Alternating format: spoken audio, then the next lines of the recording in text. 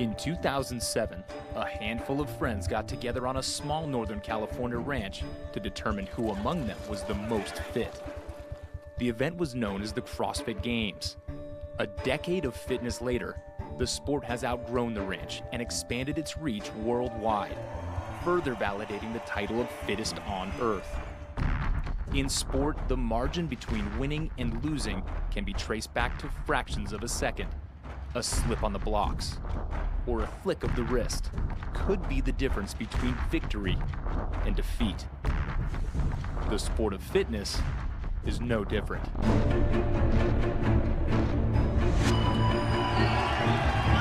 is it to close out the 2015 Reebok CrossFit Games. I can still get him. He's right there. Smith with the no-run, and here comes Matt Fraser. I swear, if I have to get introduced as the second fittest man, oh my, I want that to now. Second last year to Rich Froning, and Fraser will have to wait at least another year before he stands on top of the podium. Today, Superman does not wear a red cape. He wears a CrossFit Games jersey and a gold medal. Ben Smith is the fittest man on earth. It wasn't a fluke last year. I trained, if not harder than anybody else out there, every single day, all year. I feel like I have a shot to win any time that I go to the games. So that's why I've always thought that in the past. And, this year is absolutely no different. I'm feeling better than I've ever felt. Your 2015 Reebok CrossFit Games champion is Katrin Davidson. Back-to-back wins is a huge statement. It proves what I've done is no fluke. I'm fitter than I've ever been. I'm stronger than I've ever been. What I am right now is enough to win the CrossFit Games. I think about it every single day. Here's Sarah Sigmund's daughter, who could be seeing the title of fittest woman on earth slipping through her fingers. I was like, oh, I'm gonna think about that moment every day now when I want to give up. I don't ever want to feel like that again.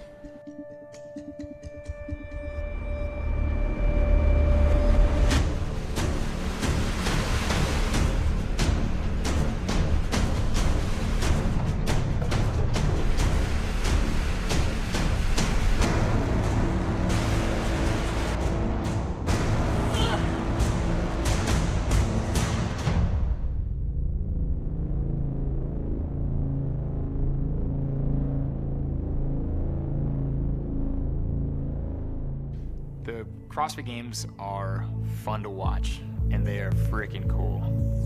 The misconception is that the CrossFit Games are CrossFit. It's not the case. In a typical affiliate, you walk in and you're gonna see people just like you in a local community. You're gonna see your soccer mom, high-powered CEOs working out next to janitors, people from all walks of life, all trying to pursue a better version of who they can be. What we're trying to accomplish through CrossFit.com programming and our affiliates is getting people good at life. So CrossFit's really a lifestyle. It's a philosophy, it's a belief, it's a way of taking care of your body and preparing yourself for anything that the world throws at you. We're fighting chronic disease, we're getting people better. It's life goals.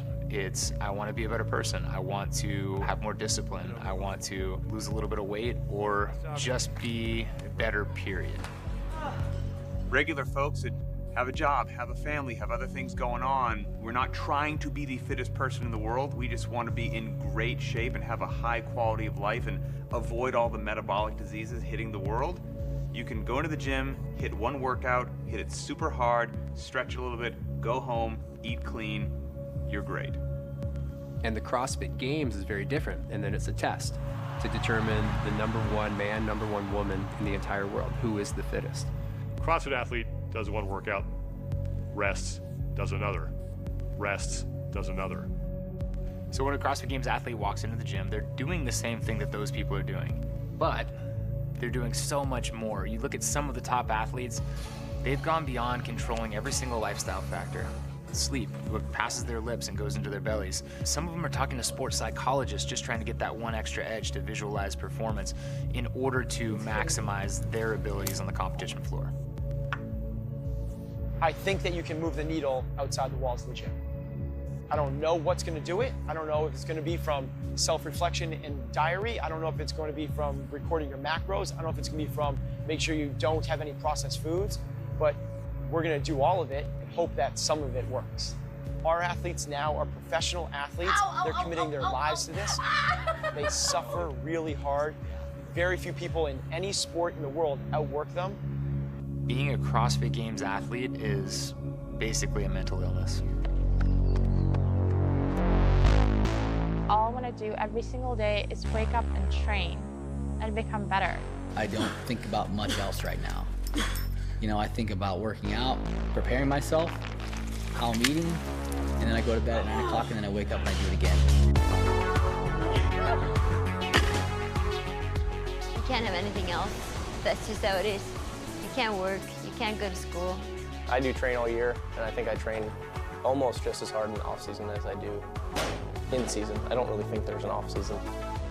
I love the pain, and I love the suffering. The more and more I keep training, the more and more I realize there's so many more things that I need to get better at. It's kind of like a continuous process of learning, failing, growing, and then going and repeating that over and over.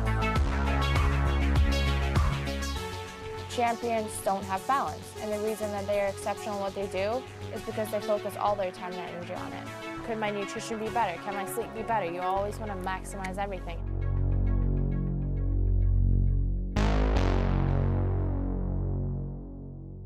I want to be a tiger, so I don't think we used to talk about this with my grandma. We're like a deer.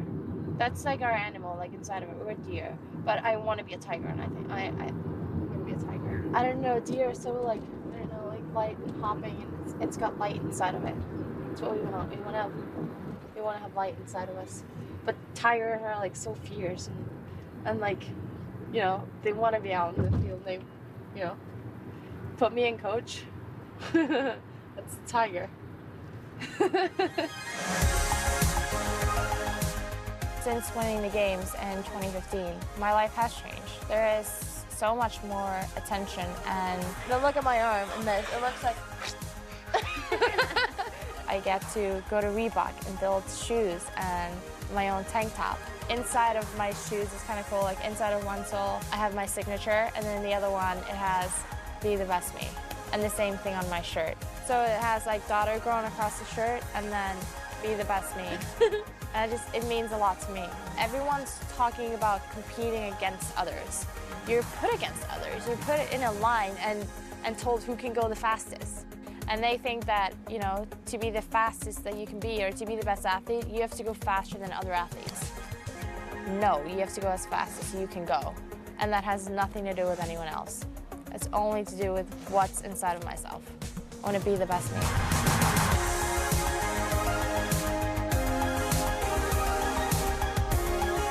I always have thought, why can't somebody compete in multiple different sports? Why can't somebody be good at everything? Why is everybody just focused on one specific thing? Kind of like a superhero, you know what I mean? Like they can do everything. It's just that cool, like super athlete, you know, just wanting to be able to be athletic in every possible realm that you could have. And CrossFit popped up, and it was like, yeah, you got to be good at everything, not great at any one thing. And I was like, that's pretty awesome. That's pretty cool. I just was attracted to it right off the bat.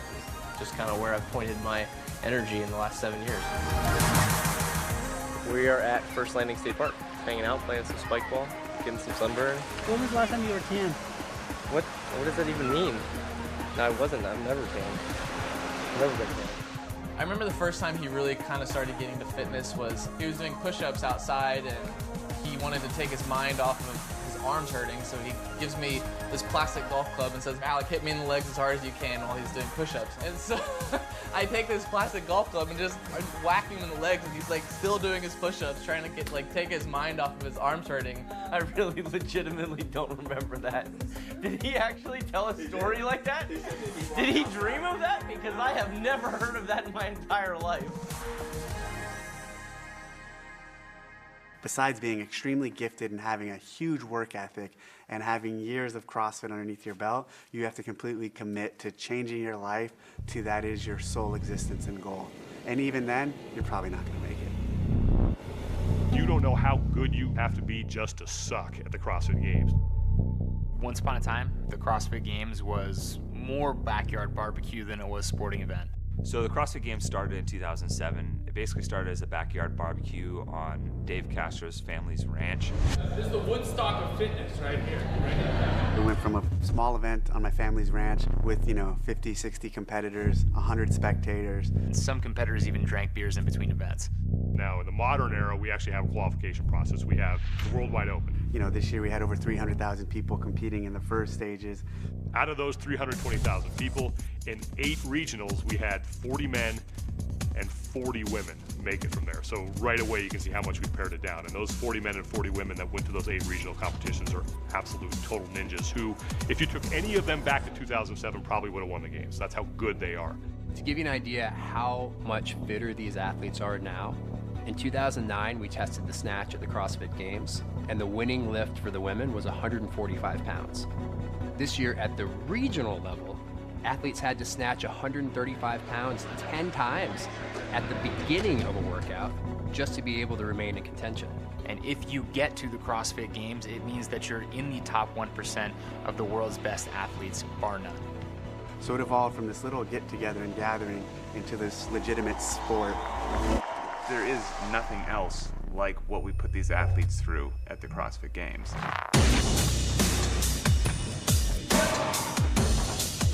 What the CrossFit Games is truly who's the world's fittest athlete. Not the best CrossFitter, the world's fittest athlete. Man-made event, crafted inside some very devious minds to exceed the challenges you would ever run into in the world, period. And so what you face at the games, you'd be like, well, it's almost like something you would see in a silly movie or whatnot, that you're like, that's over the top, and they do it. The games is what this sport's supposed to be. Unknown, unknowable, varying, everything goes, right? From other sports like strongman or paddleboard or throw a softball, and you don't know if we're gonna go to the mountains, you don't know if we're gonna go to the beach. We've always, every single year, introduced an object that people have never touched before and never seen before the competition and don't get to touch until they're on the competition floor and 3, 2, 1, go has been called.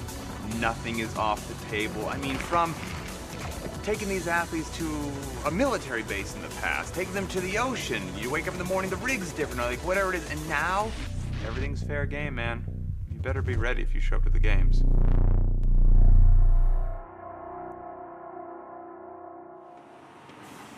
I'm always so excited for Monday is the day when you feel like, it starts. Monday night's the athlete dinner, and Dave always comes in and he tells us something. Welcome to the 2016 Reebok CrossFit Games. Give yourselves a hand for making it this far. This year I gave them a little speech to put a little fear, to put a little, take a different angle. This year is going to be the most challenging physically and mentally that you guys will ever encounter at the CrossFit Games. This 10-year anniversary is going to push you guys to limits you will never know you could go. We are gonna ask a lot of you guys. You guys are gonna have to step up to the plate. Kind of just telling everyone hey, this is about to hurt a lot. There's gonna be times where you're gonna get really scared, where you're gonna not wanna be doing some of the stuff we're doing. You're gonna question what we're doing. You're gonna question why you're here. It was scaring everybody so much. I was like, wow, he's gonna make us jump out of a helicopter or something. What is he gonna make us do this year? If at any point you are scared or you are questioning those moments, please feel free to come up to me or any of our staff and say, I don't want to do this anymore. And we'll gladly pull you out, make you comfortable, take you back to the bus, and you'll be done with the competition. Yes. This is about crushing the people next to you, and this is about trying to win the CrossFit Games. If you're not coming for that reason, you should just quit now. And then he leaves. And we're all just sitting there wait, what? It is what it is. Everyone's making their guesses of what we're gonna do, and I'm just, who gives a shit, We're gonna do whatever he wants. If you want to be nice and warm and fuzzy and comfortable, just come on over here and we'll take care of that for you and remove you from the CrossFit Games. That's pretty great. I definitely maybe overloaded that message. Maybe even said it it was a little too strong, but that's okay. Tuesday night we had an athlete briefing at the hotel. We think we're about to get some of the workouts to find out what we're doing on Wednesday. I need all you individual athletes so you can leave and go to sleep so we can meet tomorrow morning in the lobby at 3:30 a.m. If you are not there at that time, the bus is leaving without you. And listen, your CrossFit Games are over. I still feel like we know nothing about the individuals. I have no idea what's happening. Just know that I'm waking up after 7 hours. Report to your assigned judge at 3:30 a.m. Bring valid photo identification in case we die. Bring these pants, bring this. He said don't bring food? No food? Is it true we can't bring food? Does it say swimsuit? Was this like, are we going to the swim tomorrow? Where are we going? Why do we have to bring this? When are we coming back? And so the rumors just started flying around. He's gonna leave us somewhere in the mountain. I'm just gonna get next to Josh. Just do whatever he does. I have no idea. I'm lost. See you in the morning.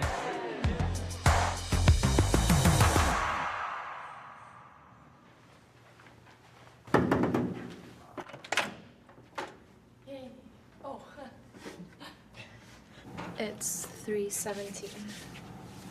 We need to be walking out the door in 60 seconds. Brush our teeth. If you're late, you're out of the CrossFit Games. And I'm known for being like fashionably a few minutes late. I was not gonna be late that morning. Are you guys excited? Are you guys nervous? I'm both. I'm excited and nervous. Prep your bags for a flight. So no liquids, carry-on only. You're not going to have the opportunity to check anything on. That's what's happening next. Go ahead, take the next few minutes to make your bags flight ready. Thank you, guys. We're gonna flight. Man.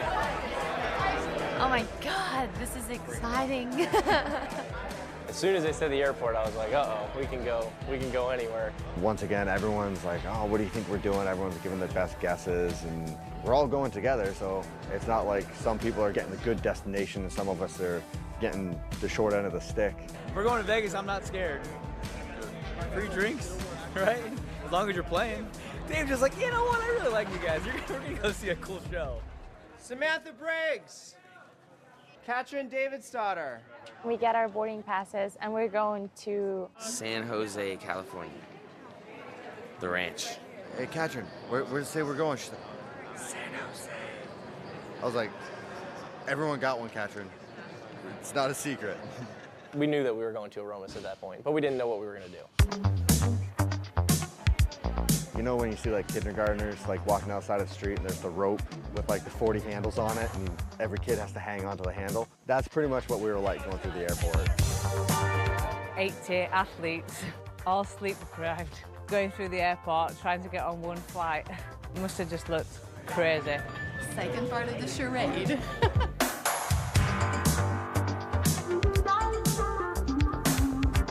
Oh, he's adorable. He's like a little angel.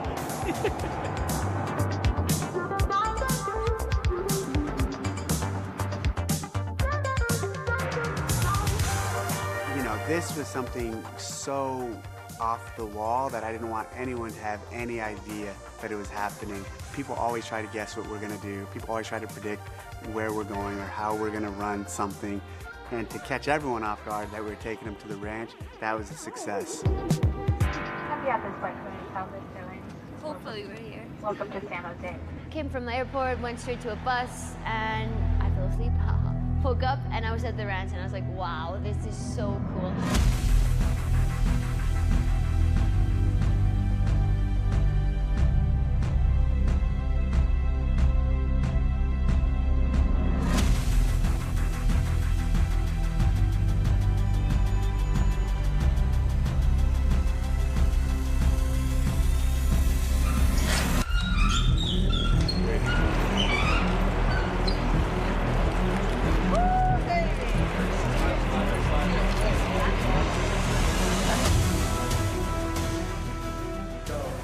Olympics were born in Greece. CrossFit Games were born in Aromas. Taking it home was as special as things can get. It gave people that haven't been to the games in earlier years a chance to see this iconic Mecca, birthplace of our sport. So that's really cool for those athletes. That was really special to be able to, at the 10-year anniversary, celebrate and compete at the original home of the Games. I hadn't been back, since 2009 to the ranch. you know, looked the same. Everything was the same.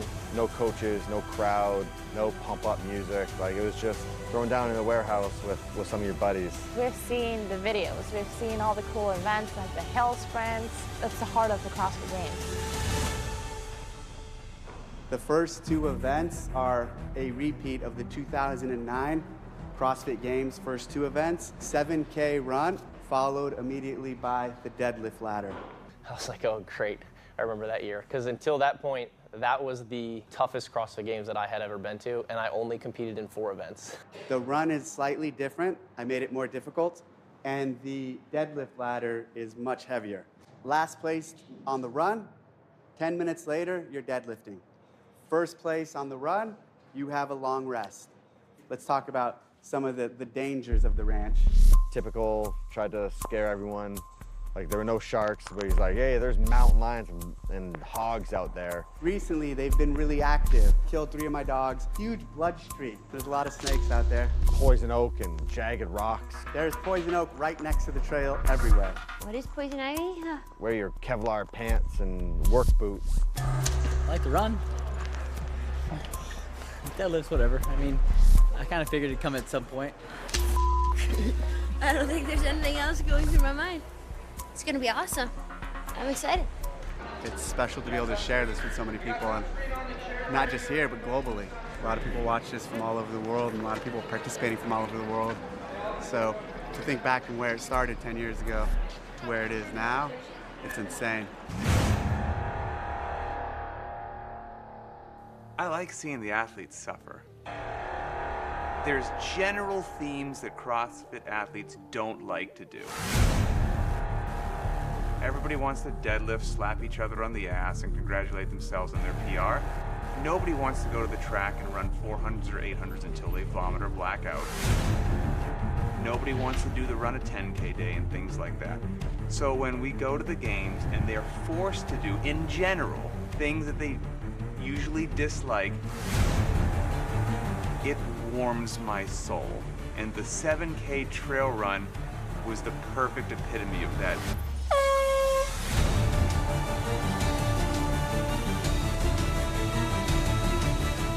They do a mass start and everybody's sprinting and pushing each other. I think everyone came out pretty high.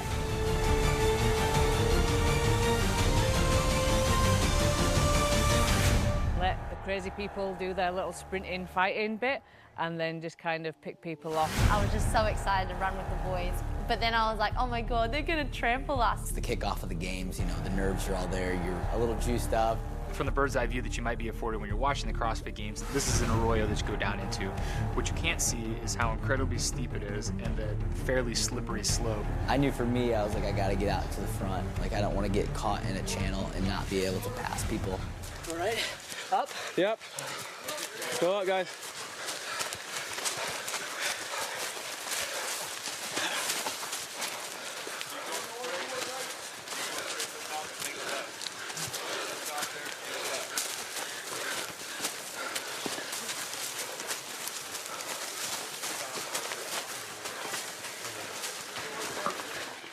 The dust is so fine and thick, and the effect of that, as soon as one person goes through it, it's in the air. As soon as 2 people go through it, it's all over the place. And as soon as you've got a herd of people going through it, you're basically breathing smoke. Early on, there was a handful of athletes that kind of separated themselves towards the front. Josh Bridges, Matt Fraser, Brent Fikowski, Sam Briggs for the women in particular. To the left, slow down, slow down, slow down. Make it easy going here, you gotta go left. Slow down. We both know we can pull away right now. Let's leave these guys behind. Matt took off, and I was like, ah, okay. I'll let him go, let his lungs burn up a little bit, and then I'll catch up to him, which is not the case. All of a sudden, that dude was just gone, so. It was not an easy run by any means. Some of those hills were, you know, you're on all fours, you're using your hands, you're crawling up. I went down a little bit and then up again. And then down a little bit and then up again. I was like, wow, when does this stop? Like, when am I done with this? I was just like by myself, kind of like, man, I hope I'm on the right path. You could see who said, I don't like this crap either, but I know I need to do it. I know I need to be well-rounded, so I don't avoid it in my training. Hey, I'm glad you threw it at me. Watch this.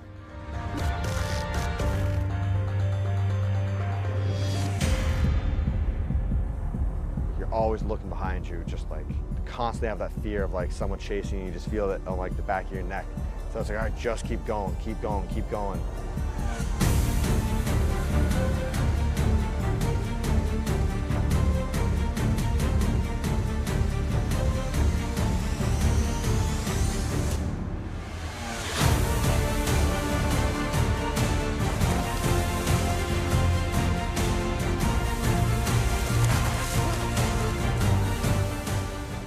Like all the dirt of the ground, like you couldn't see anything. I think I slid all the way down.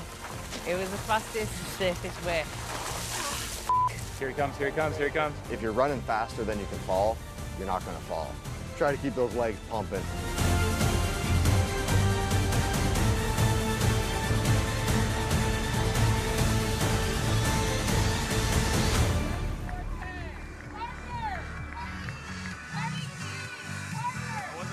That's good.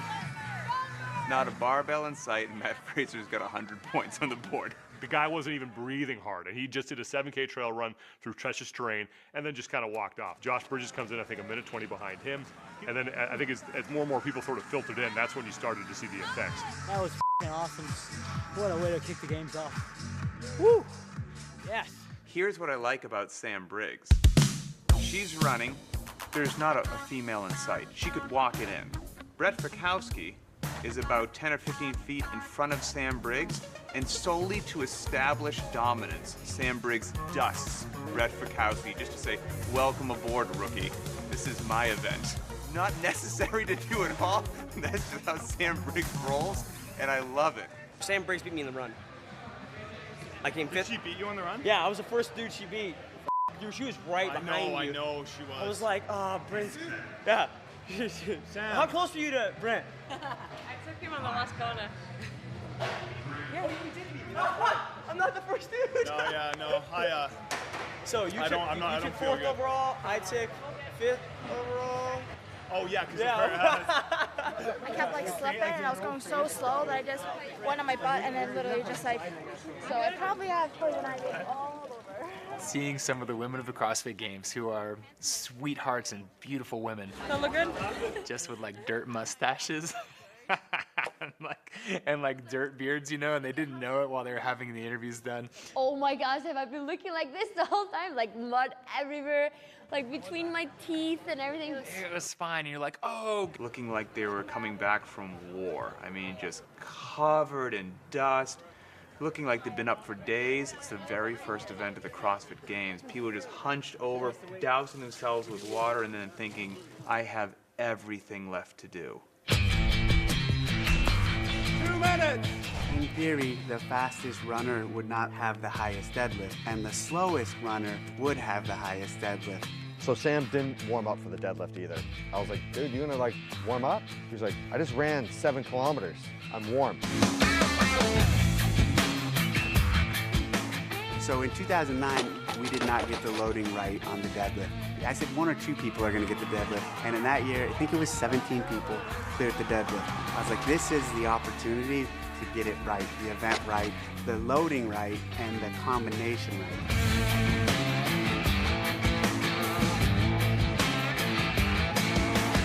You didn't even know what was happening out there because no one was cheering or anything like that.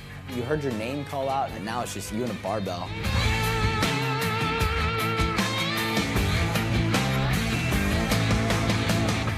Sam Dancer. He's like a cartoon character.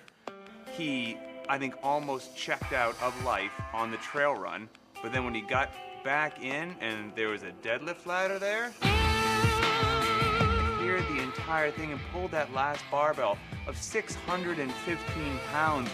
I'm pretty sure my spine would have shot out my back if I would have tried to do something like that, so. And then I watched Brooke Wells pull 415 pounds from the ground. Pulled 505 at the games. That's the heaviest I've pulled in a long time. I was really happy with my 505. Like, that's right at my PR deadlift. 505 ended up being like 20-something place. 23rd. Oh my God. Which was crazy because that's where the ladder finished in 2009.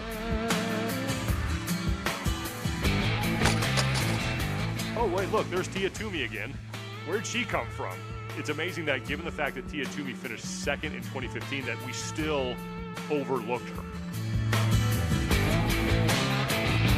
You know, I wouldn't look at a weight and be like, oh, I can't do this in any given day. I've just done a 7K workout. Whatever it is, I just have to try and get to the end of it.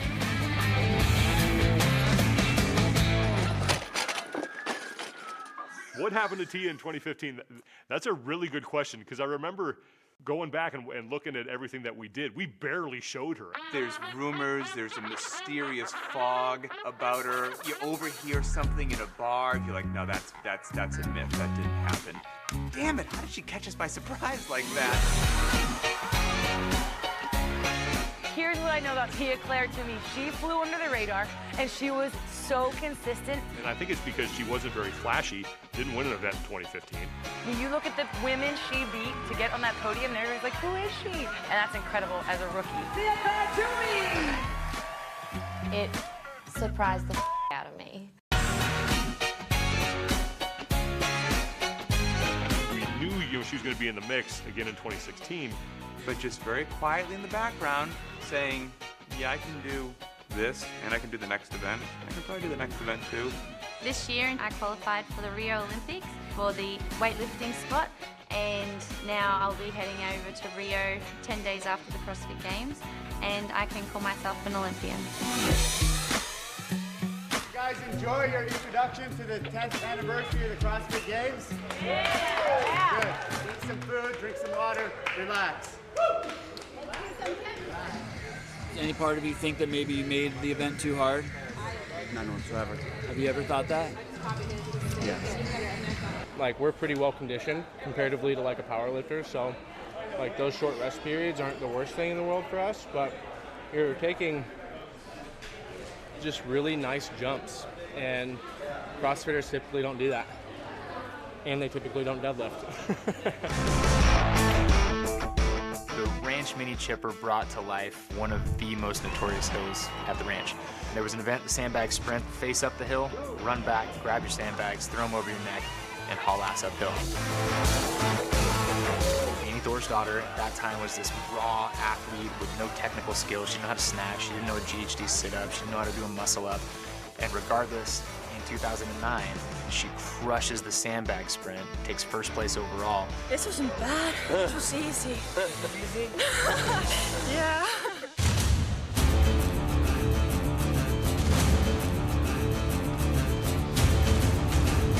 Stand by.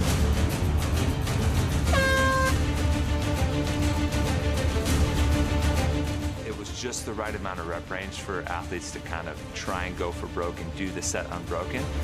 But if you do so, with burning up your legs, you have to get on a GHD that's going to tear up your quads as your midline breaks down.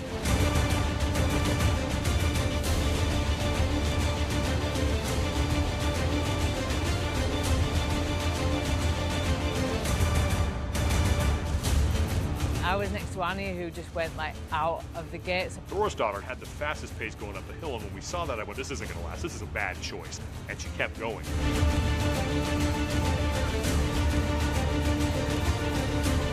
Saw Fikowski in front of me and tried to chase him down. Trying to run with Brent is a challenge at the best of times. They were just slow. They were making the choice to be slow. They could have been faster. Every single guy there could have been faster.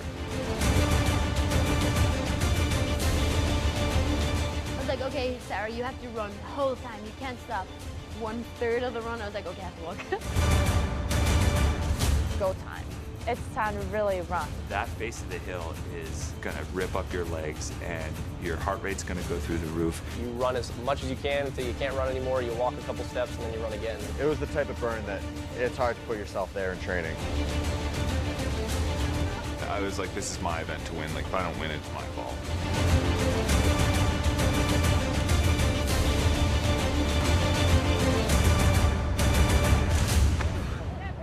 I got it. Hey, good job. You crossed the finish line and everybody was just collapsing. Nothing left in you when you finally like got up that hill. It was like, boom, you're on the floor. Get out of the finish line. Get out of the finish line.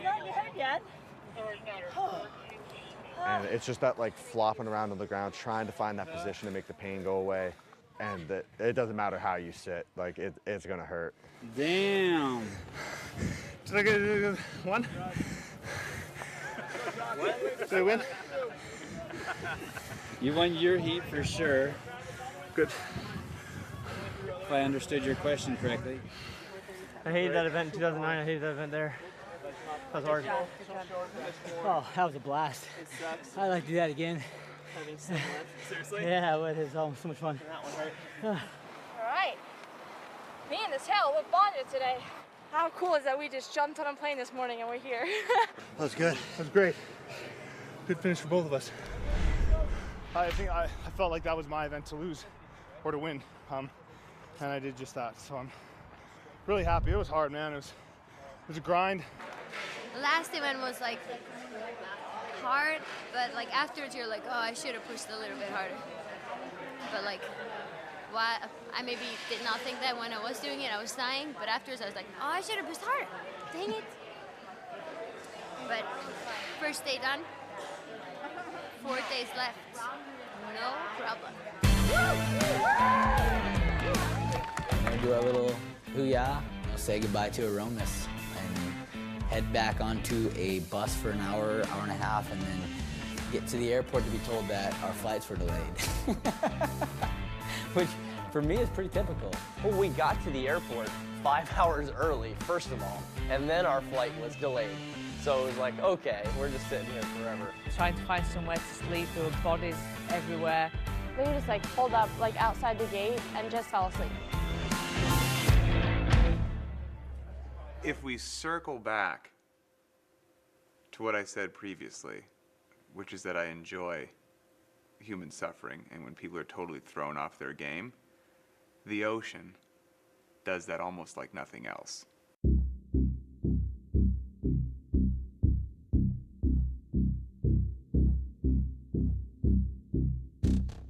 The ocean was amazing. Like it was like as soon as you arrived, you were like, wow, this is like so awesome. And then Dave announces that the girls and the guys are all starting at the same time. We were like, say what now? I actually freaked out a little bit because, you know, those boys are not going to hold back and we're going to like fall flat on our faces in the sand and they're going to trample us. Cole Sager was sort of behind me to the side of me, and he sort of said, like, Brent, I just want to let you know, like, I might run you over. I'm a powerful athlete. I was a football player in my past, so having just quick spurts of power can really pay off for me, and I think that's what it did. So you want to start in front of me, Cole? And so I was like, why don't you, like, lead the charge, and I'll take the football, and I'll kind of stand behind you, right? Foot off the line. Foot off the line. Stand by.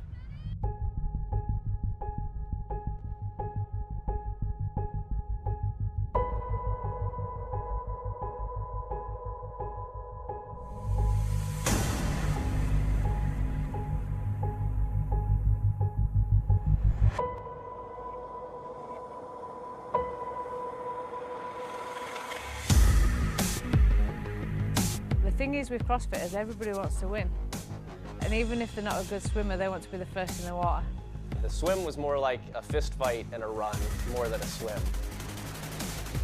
That was the most fearful I've ever been for myself in water. That was very scary. Seriously, war zone over there. People are like scratching, they're like pulling on you, pulling your legs. You've got guys like swimming over the top of you, and you've got no chance when somebody's like twice the weight of you and you're getting pushed down and under.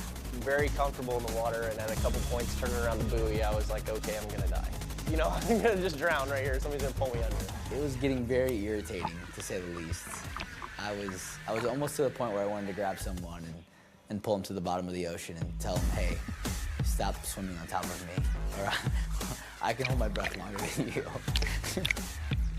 And then we got hit. And Ben and I got smashed by this wave. I didn't even see it. I just got pulled under, tumbled a couple times. I'm like, I'm just relax. You won't drown, relax. I got on top of a wave. I'm like, I'm doing it. And then, oh, I'm spinning. We're both like, all three of us are like taking a breath and then just.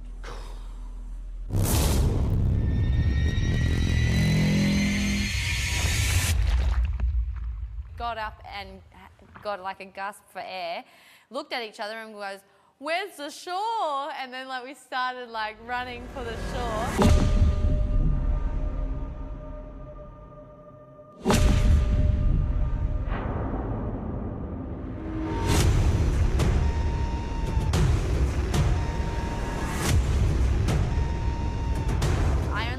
One girl, so I was like, oh, I gotta go. This is the time to go, you gotta go now.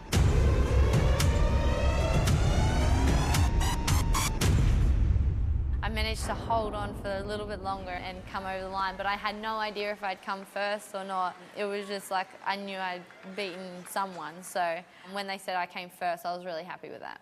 But there was a wave, and I seen it coming, and it jumped right on me and Ben Smith. Oh. Oh, I swore I got crushed. It was brutal.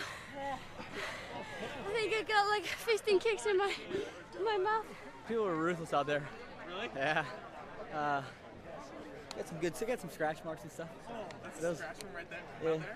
Yeah, people were like tugging on you, pulling on you. I mean, I knew it was a little bit would happen, but people weren't messing around, so it got me a little angry. It's really hot in the sun, isn't it? Shower in you. Here's what whales do. Squirted all over me. Revenge. I'm not going to name any names. I remember after the event, one girl came up to me and she was pissed. She was like, someone grabbed my ankle and just yanked me back, like swam over me. And I was like, yeah, that sucks. And she was like, and I know it was a man because like how strong they were. Next day in the athlete area, I'm not gonna name names, that man came up to me. He's like, oh my God, dude, that swim was ruthless. He's like, at one point I just grabbed an ankle and just pulled them back. I'm like, shh, don't tell anyone that. Like that is a bad story. Murph. It is a hero workout that's done in thousands of CrossFit gyms across the world. And for the first time, the fittest athletes in the world will be doing it here at the CrossFit Games. Well, so 2 years ago, I knew we were going to come to the ranch. 1 year ago, I knew we were going to do Murph again.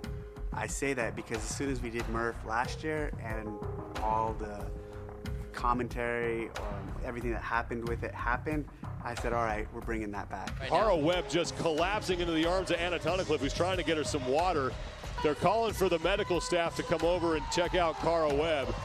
I just didn't want my story to end like last year, overheated, and that was the last time you did Murph. Like I kind of wanted to rewrite that a little bit. This is more than an event today. It absolutely is. It's one of probably, I'd say, the most famous hero workouts that we have, and everyone has done this. Not gonna lie, not having an American win it in 2015 was a bit of a bummer. From Iceland, Gudmundsson will take event number 3, Murph. Murph is a hero workout named after a SEAL who was killed in action. Josh Bridges, well-known Games athlete, former SEAL, didn't compete at the Games in 2015, so couldn't give BKG a run for his money. He crushed it, so you can't take anything away from him. He went out there and destroyed that workout. You know, when it's a hero workout named after a former Navy SEAL, who for me is just something near and dear to my heart, where like, all right, an American should win this workout. Yeah, he did well, but in 2016, I wasn't gonna allow him to do that again.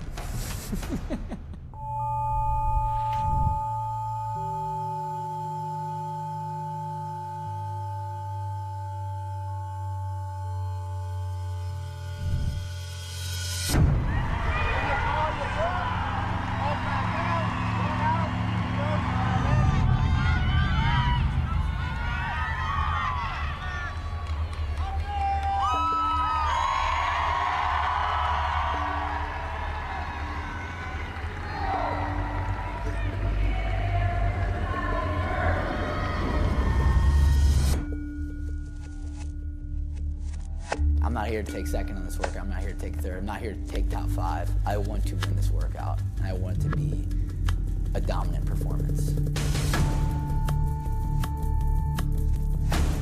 But of course, first mile, guys are going out like a 6-minute pace. You can't win the workout in the first run, but you sure as shit can lose it. Jacob Anderson before the workout was like, dude, I'm gonna win that first mile. Like, get it, man. And sure enough, coming into the stadium, he passes me. And he's like, I'm gonna win this first mile. Get it, man. Get it.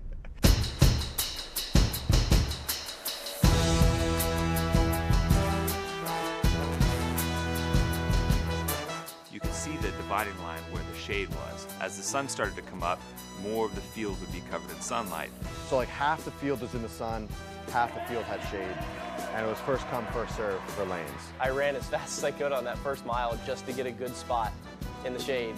So I was like, I'm gonna play it smart. I'm gonna go like 3 lanes in. The shadow's not gonna move 15 feet in the next 20 minutes. It did.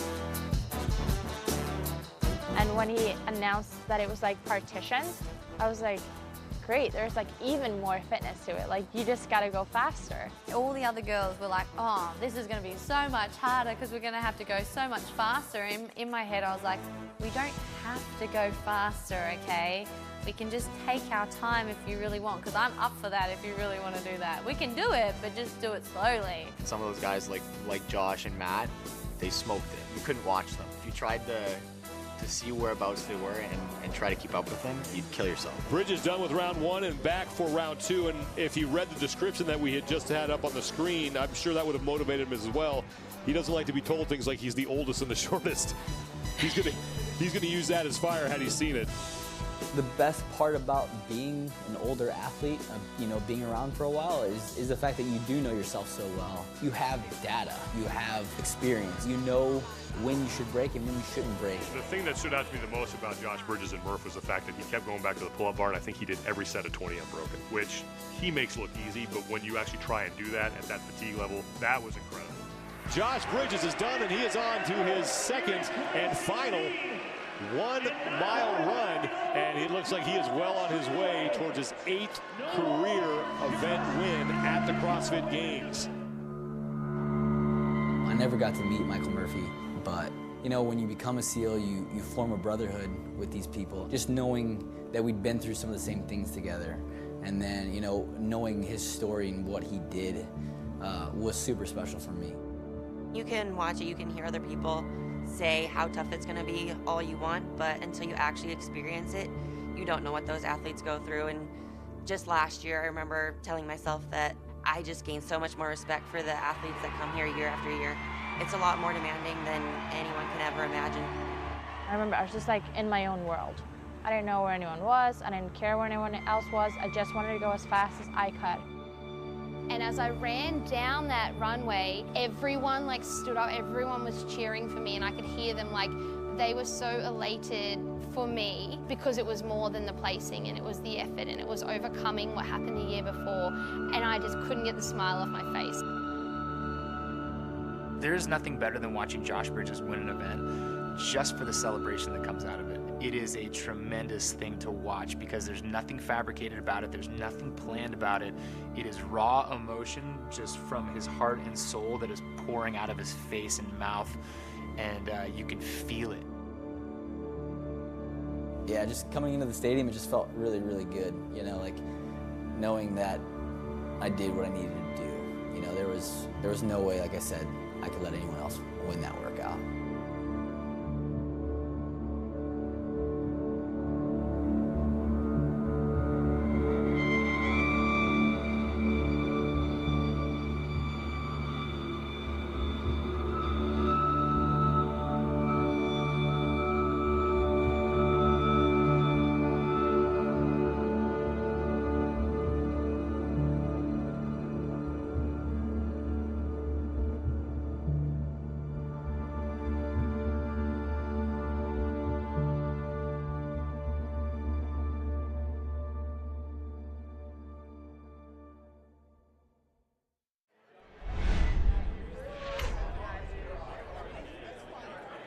I was excited about the squat clean ladder, but in the same time, I was also very nervous because I knew that even though I really like squat cleans, compared to some of the other girls, it's not a strength of mine.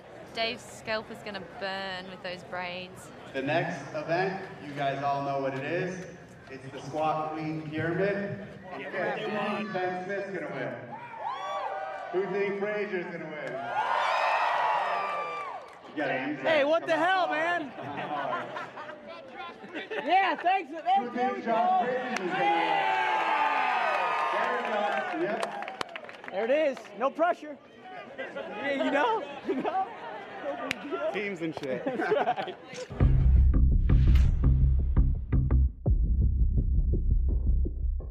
Reps go down, weight goes up, and man, look at those weights. We're ending up with 325 squat cleans at the end of doing all these reps. This is gonna be a big one for these strong guys.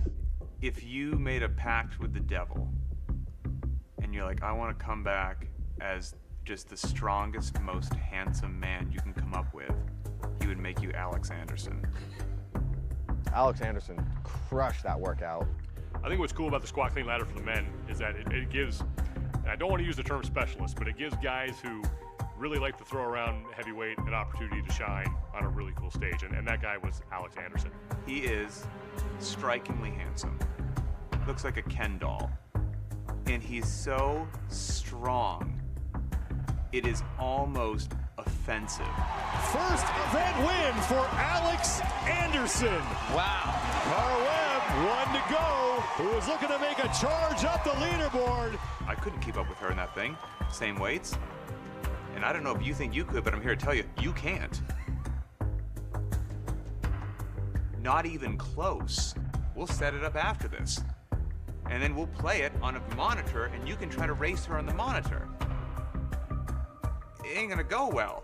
Cara Webb hearing it from the crowd as she will win event number 6. Katrin Davidsdottir, the defending champion, still on the floor, as is Sarah Sigmundsdottir. These are two women you would have expected to be pushing for the lead here at this point in the event. I tried to follow Cara Webb instead of going in my own pace, and just lost my head and lost focus, and I was like, wow, what's happening to you, Sarah? Where is the Sarah that I know? It's like my head just, I don't know what happened, but I was like, okay, stop thinking about it, next event. Once again, Tia Toomey, just like a thief creeping in the night, just takes third. Again, you know, like, all eyes on Cara Webb, all eyes on Cara Webb. And there's Tia Toomey doing amazing once again. I was extremely nervous at double DT, but now that was just a confidence booster. Like, okay, I can f with this. You put me next to like Alex Anderson, that's a big guy. I ain't that big. I ain't as big as Matt Frazier. No way. They breed those Anderson boys big.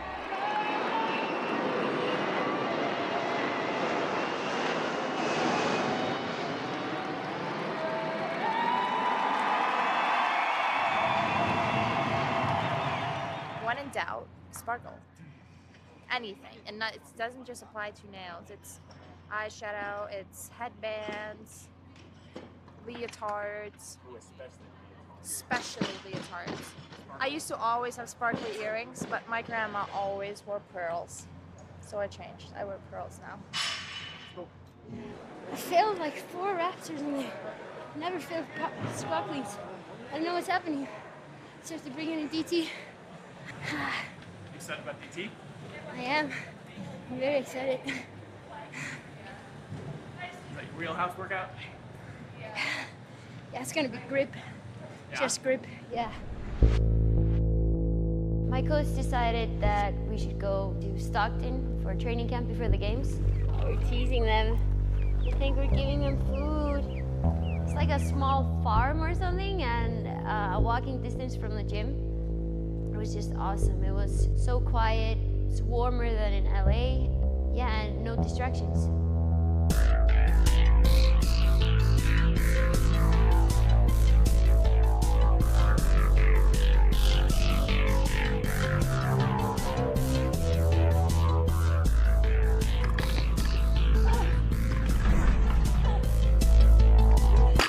No break, back to the bar. Back to the bar.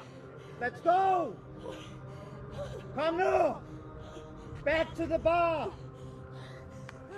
Come now.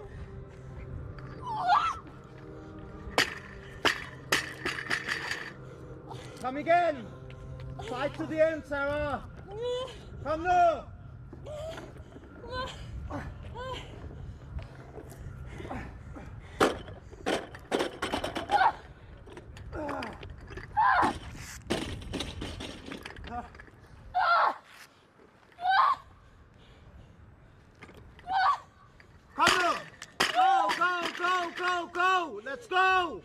Let's go!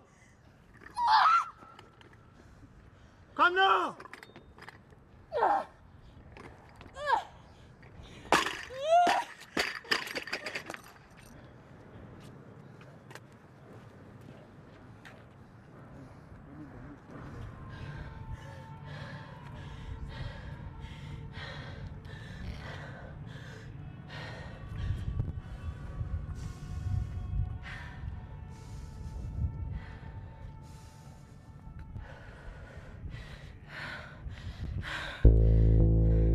Of course, I thought like, okay, you won heavy DT last year, you have to win double DT too. Double DT. Put my money on Sarah, beyond a shadow of a doubt, right? I think all eyes were on her. It was like, okay, this is her event. This is where Sarah Sigmundsdottir is really going to make her move. Sean, all eyes on Katrin Davidsdottir. I talked to her coach Ben Bergeron backstage, and he said she's going to smash this workout. When you go to other workouts, you kind of back off, okay? This one is everything you got. Okay, you're smart. Show me smart, show me strong, okay? Show me smart, show me strong. Okay? Let's go. Let's go. Matt Fraser comes in with a 104-point lead over Alex Anderson. Matt Fraser could sit this event out, and he would have the lead going into Saturday. Sarah Sigmundsdottir, if there's one thing we've learned about her, she will not quit. Whatever Davidsdottir's going to do, Sigmundsdottir's going to see if she can do better. It's Friday Night Lights, CrossFit style, and we're doing it with double DT. This is now finally where Ben Smith can start making a move on Matt Fraser. This is an event that is very, very good for him. He's extremely good with the barbell. He's short range of motion, so the deadlifts are going to be great. If the range of motion is shorter, the reps will be faster. I know he doesn't like being talked about, you know, one of the shorter athletes. Oh, he's going to be good at this workout because he's short. Find something different to say other than I'm short. I've heard enough of that. Maybe it's because I did 10 years of Olympic weightlifting. And it is an Icelandic civil war between Katrin Davidsdottir and then Sarah Sigmundsdottir, who right now has the lead. Tooney is currently 9th place in the heat. You win it in rounds 8, 9, 10. Rounds 1 through 7 are just to get there. I think I got to round 6. My grip was already going out. Like, I'm just like, hang on there as long as you can. That last round, I think I broke up the ankles 3 times. Katrin was more on her game plan. Sarah was starting to rest longer. The barbell was spending more time on the ground. Katrin clearly had a strategy and was able to stick to it. You get to round 8 and round 9, and now Katrin's pace looks basically the same as it did in rounds 1 and rounds 2. She might not be the most physically gifted athlete out there, but what's between her ears made the difference in that event. Katrin's speed on these cleans is just so much faster than Sarah's. You always have a plan, and if the plan doesn't work, you just got to work with what you got. Matt Fraser is an unstoppable force. He is on fire. Katrin Davidsdottir has moved into first place because Sarah Sigmundsdottir got hit with a costly no rep. I think I failed one hang clean. It like flew out of my hands, and after that, I knew I had lost. Last year, round 1, heavy DT went to Sarah Sigmundsdottir. Round 2, double DT, and this one goes to Katrin Davidsdottir.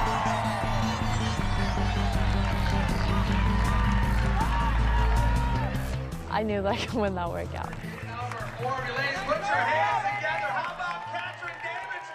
My grandma has always been my biggest fan, and my best friend, she is amazing.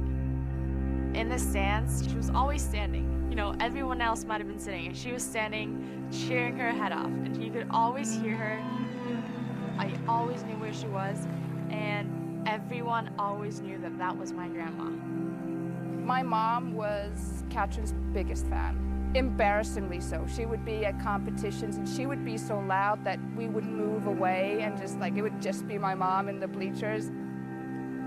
Very suddenly, she died in April. It was devastating for everybody, but it was particularly devastating for Katrin. Every morning, I light a candle. She loved candles, and she would light a candle every morning over breakfast. And she had these little like Moomin elf cups that she used to collect. So these things are like the Moomin elves. They're such little cute things. It's a Finnish thing, and I love them so much. My grandma used to collect them. They're so cute. These are all the little mermaid elves. I have 2 at home now, and I always light a candle, and I always say good morning to her, and have coffee out of that.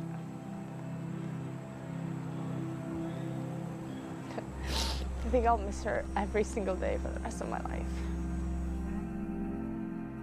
I don't understand how it happens, so you can be mad, you can quit everything. I can put everything on hold and I can go get a tub of ice cream and cry. If I would do that and imagine her looking at me, she wouldn't want that. What she would want is for me to keep doing what I'm doing. If anything, it made me do things better. We are always together. So I always said on the phone. So I always said when I was leaving, we're always together. And I still believe that. She was always in the stands. And now I feel like she's with me on the floor, which is cool for her. She has more energy than anyone else, and that she can now get to experience being on the floor. I want her to be so proud of me.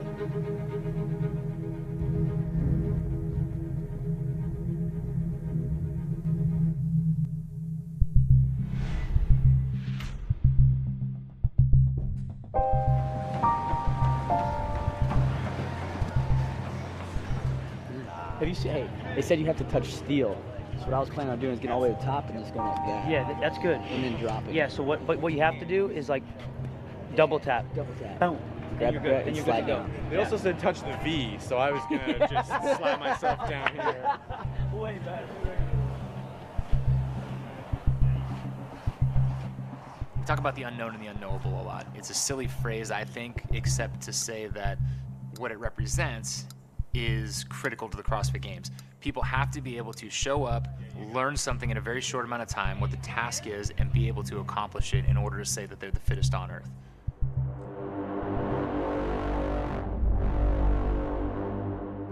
The climbing snail was by far my favorite event at the Games. By far. That wonderful combination of fun, miserable, and unknown.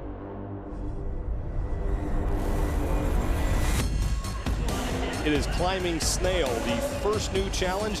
A rope climb with a rope that dangles 5 feet above the floor. The other is the snail. The climbing snail was kind of an interesting workout because you had 2 new kind of elements thrown in. You had the shortened rope, basically so they had to do a legless rope climb and then transition into using their legs once they got high enough up on the rope.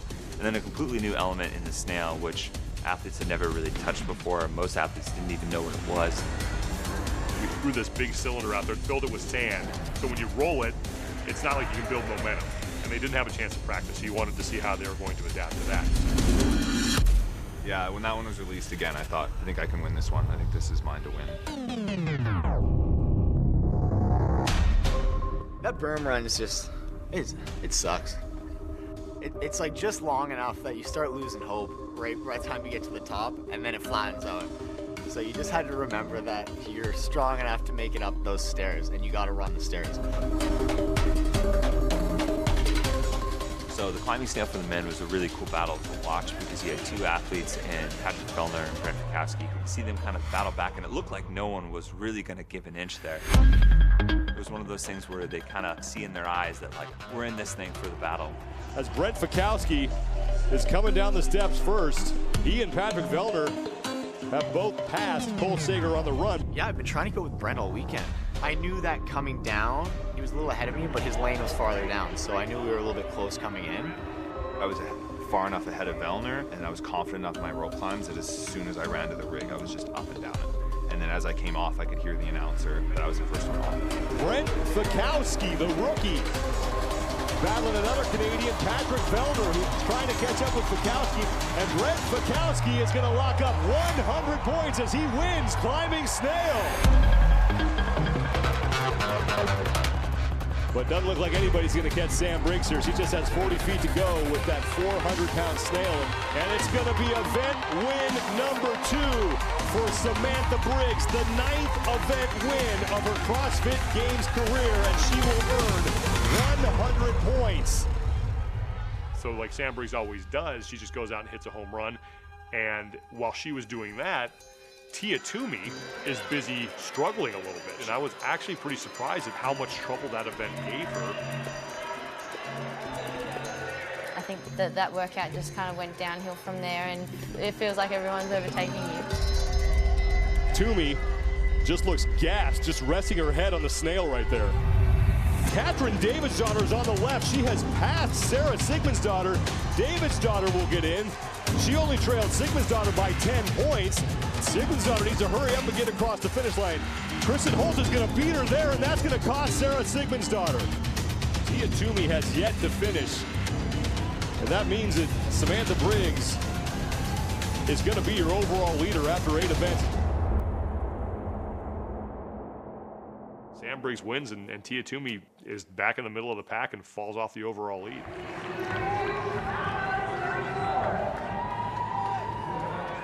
How was that? So good. That was my row con workout. So happy. So happy. Gotta do what you gotta do, man. That was good. Just trusted the other guys to die off, and that my pace would be fast enough, and it was. Again, I felt this was mine to win or lose. It was kind of my call. Brent and Patrick were very impressive to me. The mantle in Canada was passed, and those two took it and ran with it. They're going to be a challenge for these top guys for years to come.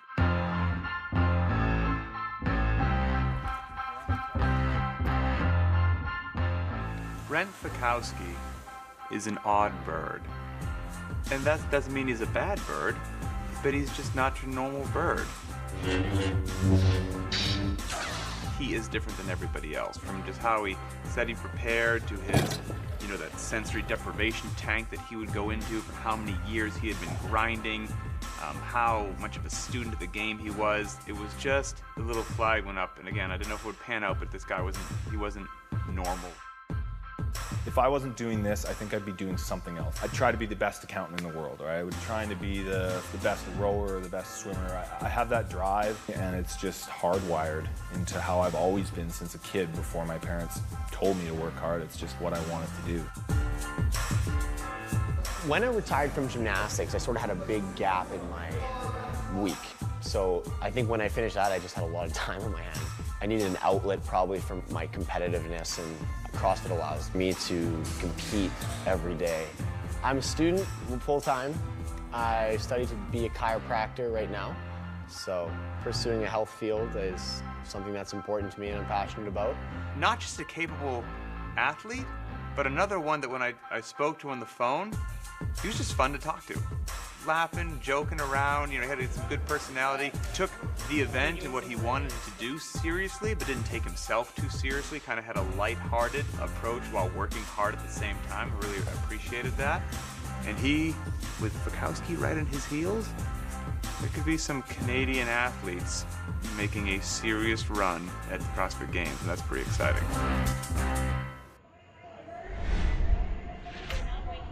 It's gonna be a good workout. Definitely gonna be a separator. The separator. The separator. How do you feel about those front squats, bro? Great, man. Hope you passed out. What? Hope you passed out. Like this? Just kidding. Oh, see, that's what happened. Oh, boy. Holy shit. This is the land. What the So practice went well. Every year at the games, we always throw a movement out there that, the object is to test the athletes, not showcase them. And this was definitely going to test them. Oh my God, that workout was terrible. Final heat of the separator, and everyone chasing Matt Fraser.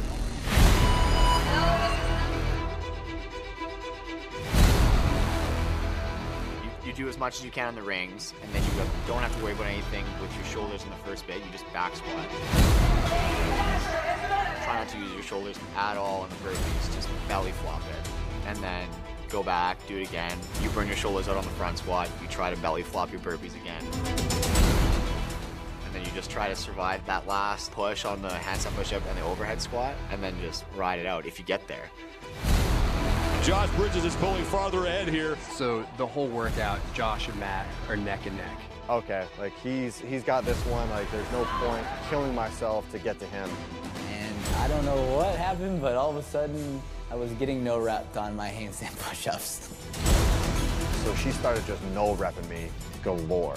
I'm trying my damnedest, and I'm like, I just did a set of 12, and now I can't even string 2 together. No rep again for Matt Fraser. No rep there for Fraser. And I don't know why that was a no rep, Sean. And now Fraser gets hit with another no rep, and he clearly disagrees with what his judge is saying, shakes his head and walks back to the wall to just collect his thoughts. Tia Toomey has passed the halfway point. Catherine Davidsdottir has moved into second in front of Sarah Sigmundsdottir.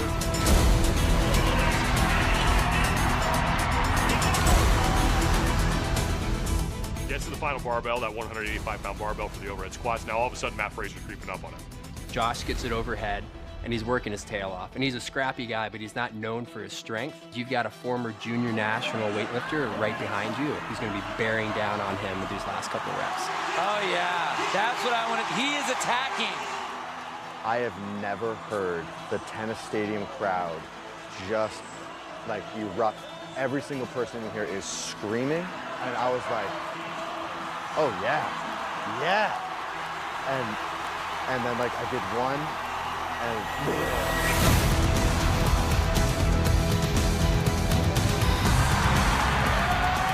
Davidsdottir's done. And she's gonna lock up what looks to be a second place finish in this event. That'll be with 94 points. That's where Toomey is in. Matt Fraser once again continues to be the unstoppable force.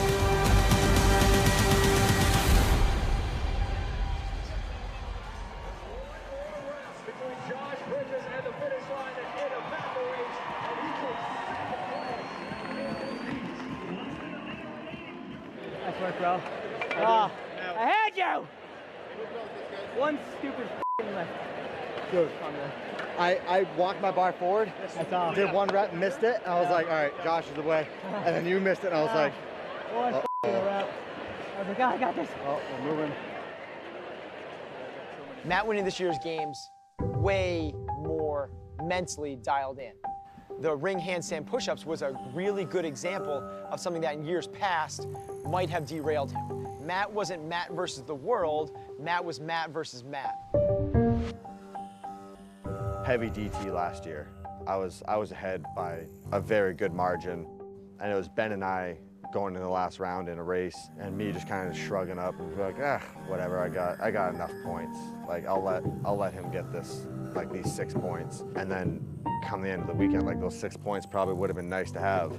Matt has this mentality, which is why he's so good, that he has to prove something to everyone else, right? He has this thing where it's, I'm gonna be the very best at everything. It's why he's so good. If he finds a weakness, he's gonna train so he's the best in the world at that. It's one thing to be gifted at a couple of things in life, but then you have to do something with that. You have to have the mentality to go with it. You have to have the drive and the focus. It can be a detriment, though, as well. He's the best in the world at parallel handstand push-ups.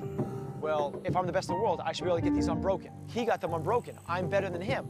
I can kick right back up right now. I should be able to go right now. When you erase that this year, when you kind of figure out it's not Matt versus the rest of the world, it's Matt versus Matt's best, it changes the approach.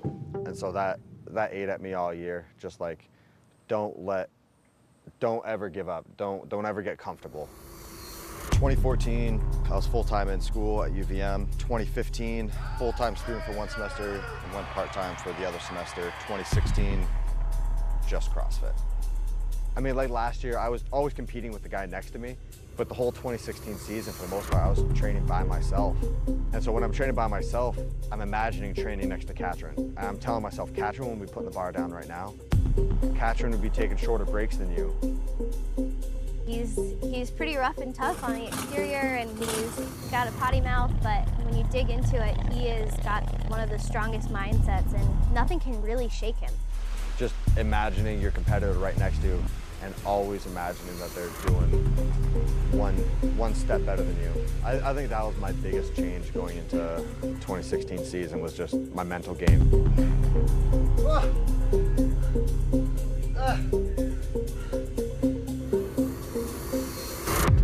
Flip it forward after every 10. just like a regionals, okay? Shoulder. Okay. We call this 100% because it's a sprint. You just need to go, go, go. You guys excited about this one? Yeah. All right, here we go. Let's have some fun. Yeah. Yeah. That's fitness. I thought it was going to be some bullshit. The one thing I need you to remember is it's not over until you cross the red line. Yeah. So you have to sprint to it and sprint after it. This will be fun. Probably going to be totally shit at it and be last in my heat, but it'll be alright. The workout 100% was the last Saturday night lights event that we were going to get to have at the StubHub Center with the games moving locations. And for the women at that point, Katrin had beaten Tia in 3 consecutive events. So it was starting to look like Katrin maybe was going to put some distance between her and Tia. And that was really the start for me of what felt like this championship prize fight, boxing style between Tia and Katrin to kind of close out the CrossFit Games. Earlier in the week, Dave Castro said this games would test you physically and mentally, and he wanted to see who came here really to take the title, and this event's going to show you who's in it to play. Everyone that's going to go to the CrossFit Games is going to be the biggest threat. I don't think that there is one particular person. I think that you can't underestimate anyone. There are a lot of contenders. There are a lot of very fit, very strong girls out there. So when I'm out there on the floor, the only thing I can worry about is myself. All those guys showing up to the games, they're there to win. And to win, they got to beat everyone else, and I'm one of those people that they have to beat. And so I look at it like they're trying to take it from me. This event is pretty simple. Just stomp the gas and see how long you can hold on. And the woman who currently has the overall lead, the defending CrossFit Games champion, Katrin Davidsdottir, but only by 12 points over Sarah Sigmundsdottir. Look out, though. Katrin is going to smash this one.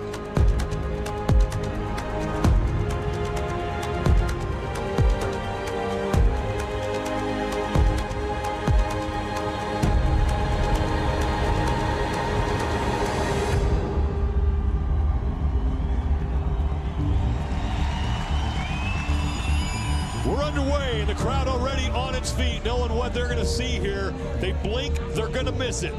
I was like, okay, this is pure CrossFit. I love this. And this is like, you can't make any mistakes because then you're just screwed. Like, you stop for a second on that workout and it's going to cost you a couple places. It's one of those ones where you're just going to set yourself on fire. The pace is go, and the pace is if you slow down, these people around me are so good, they're going to pass me, and a lot of them are going to pass me. So you just need to go for broke, go berserk. It was crazy. It was just a street fight out there. Everyone on their feet here. Sager, 5 to go. He's back in the lead. Now here's Fikowski. The crowd was just going nuts because everyone was so close. The man they call the Professor gets across the finish line. That in fashion will win the event. It's like a cartoon slip and your feet are straight up in the air. If you didn't slip, you weren't running hard enough to the finish. Davidsdottir and Sigmundsdottir. These two heavyweights are trading some big punches here. Katrin and Sarah battling it out. One of these two is going to win the event. Everyone was going crazy and saying their name. This is the workout where you can't look around. Tear and go, just like pick it up over the shoulder. I started realizing, like, come on, Tia, you gotta go. This is a battle that started last year, and this war is going to carry over into Sunday as Tia Toomey finishes ahead. Brooke Walls is in, and there's Sarah Sigmundsdottir.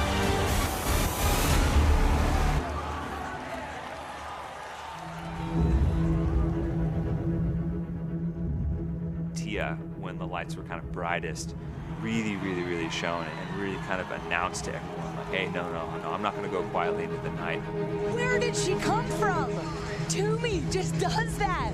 Katrin Davidsdottir will finish 7th in the event, so Tia Toomey looks like she's going to have the overall lead heading into Sunday.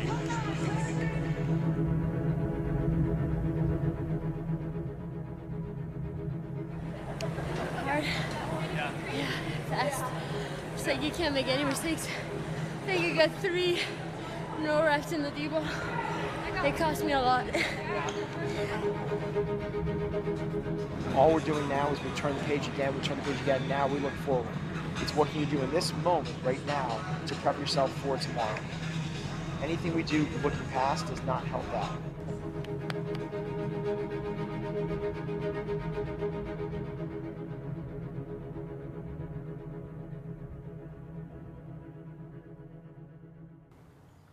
Yeah, ask me about the start of Sunday, bro.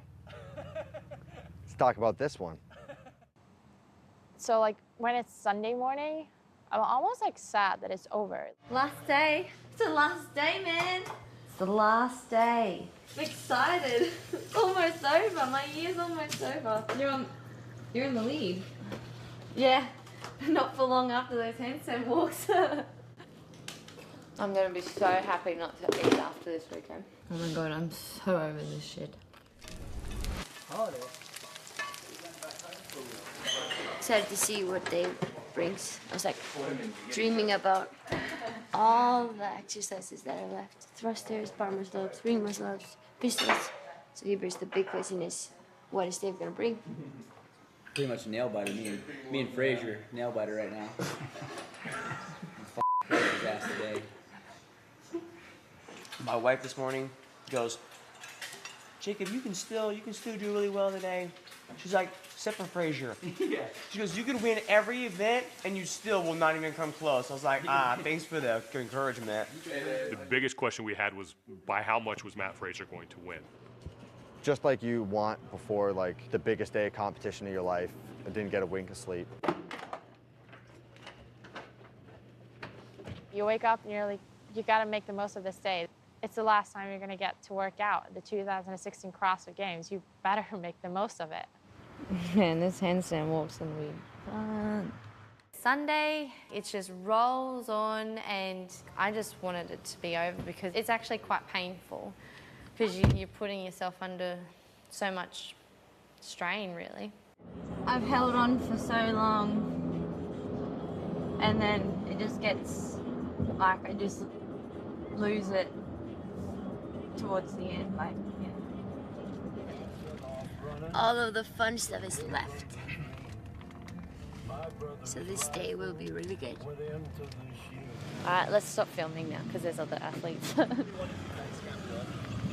Awesome. You probably want to delete that after today. No way, man. And be like, this bitch is not worth my photo. Yeah. Did you bring your leader jersey? Yeah. Good. They gave me that bloody leader jersey, and I was like, oh, great. I hate it, Angel. Ever since you said it's cursed, It's not cursed. What are you talking about? After this How long first have you been workout, wearing it? after this first workout. Don't get in your head. No, it's already in my head. No. It's too far in my head. That's part of the fun. Can you just merge into like everyone else, like, and pretend that you're filming everyone else, and not just me? Yes.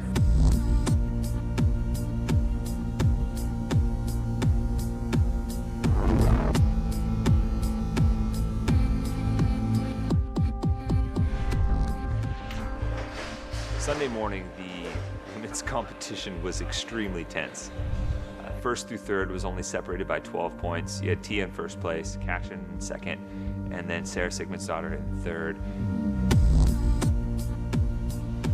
The fifth and final day of competition for the individuals at the 2016 Reebok CrossFit Games, and it's time to decide whose skills will pay the bills. Day number 5 starts with a brisk walk on their hands.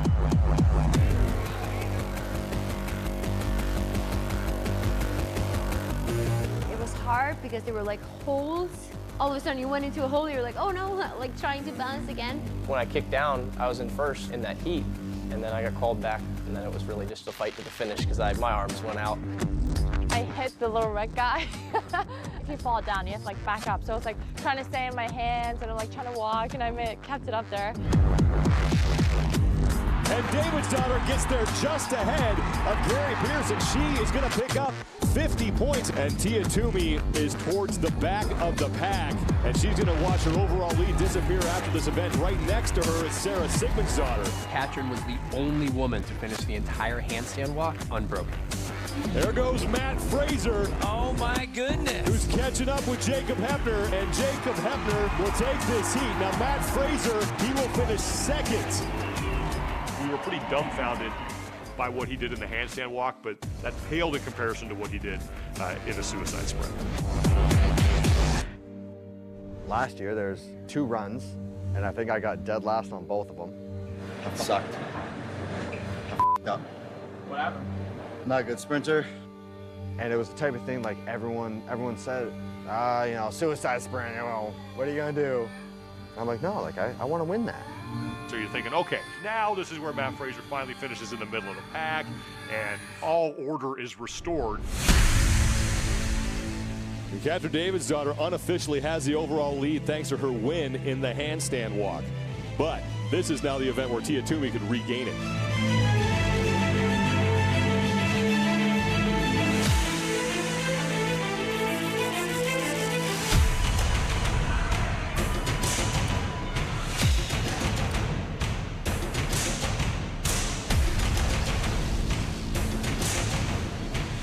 By that time, I think I heard that Catherine was leading.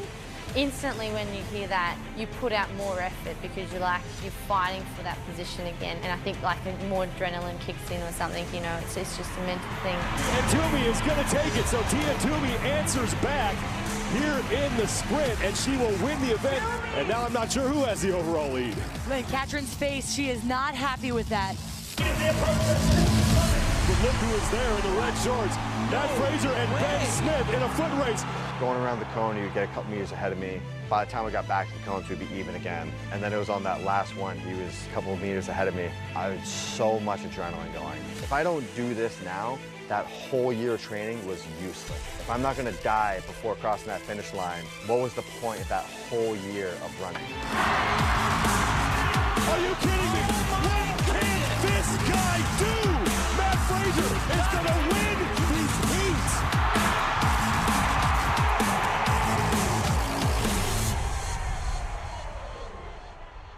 I was so pumped up of like, just goosebumps again. That was the proudest I've ever been of myself. Like that was like the moment of the games for me. I'm lucky that I get to do what I do. I'm lucky that I get to be at the CrossFit Games. This is what I love doing. You're gonna have ups and you're gonna have downs, and things aren't always gonna go your way. But make the best of it, like make it a good memory.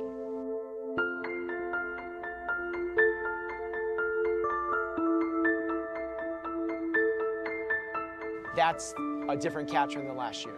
Something that she struggles on a lot in previous was what I call horizontal movement. Move things from here to there. She's a gymnast and she's moves well and she's good at this really long conditioning stuff, but odd object brunt workforce, not so good. And when she went out for that event, which was the most just like get work done and annihilated it, that's when I turned to my friend and I was like, she can repeat as a champ. More importantly, though, for David's daughter, if she wants to be crowned the champ 2 years in a row, she has to stay ahead of Tia Toomey. Briggs is putting on a last-ditch effort to beat David's daughter. Damn you, Catherine. I was like ready to overtake her and she cut into my lane and blocked me. I was like, what a strategic move. Catherine David's daughter is your overall leader. Another 50 points as she wins 2 of the 3 events here in the soccer stadium. Fraser is going to be in the top 4 once again. What the heck is going on? Domination. Tia Toomey had the lead, lost the lead, had the lead, and now has lost the lead again.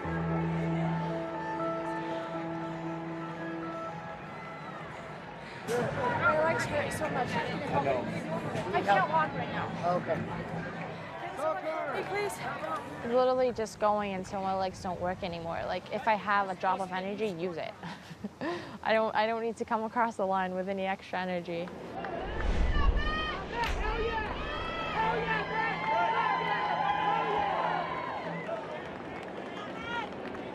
I thought I could pace it on the first one and sprint the second one. Didn't have it. Bad strategy.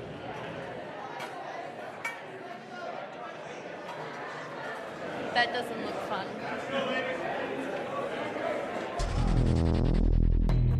Your next event, we call it the rope chipper.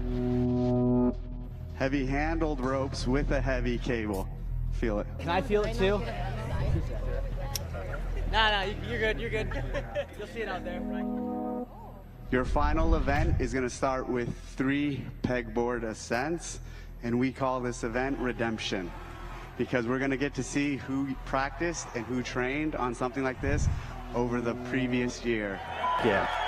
I think it's cool. I really like the chipper. It's like, I love workout. I love chippers. I love workouts that's just go, go, go, go, and I just really like a cool rope pull. Couldn't have picked the worst movements for me. No, just nah. Not that great with all the friggin' rowing and the salt bike. Sometimes you surprise yourself against certain athletes, but I think I know where I want to measure up against certain people in certain events, and like when you get a good win over the right people, it's like it's good. It's reassuring, and it makes you feel like you belong there a little bit, right? As soon as you think you can't beat someone, you're definitely not going to beat them, and you're definitely not going to beat another 10 guys that are just as good as them. So, you know, I just go out there and do my thing, and it's kind of like what he said. I mean, I was able to, you know, win 3 events at the CrossFit Games. I think you're going to want to go faster than you think you can. Okay. Just skier, rower, bike, like we live on that shit. Right. And then the pull is just get that pump for the finish line. Right?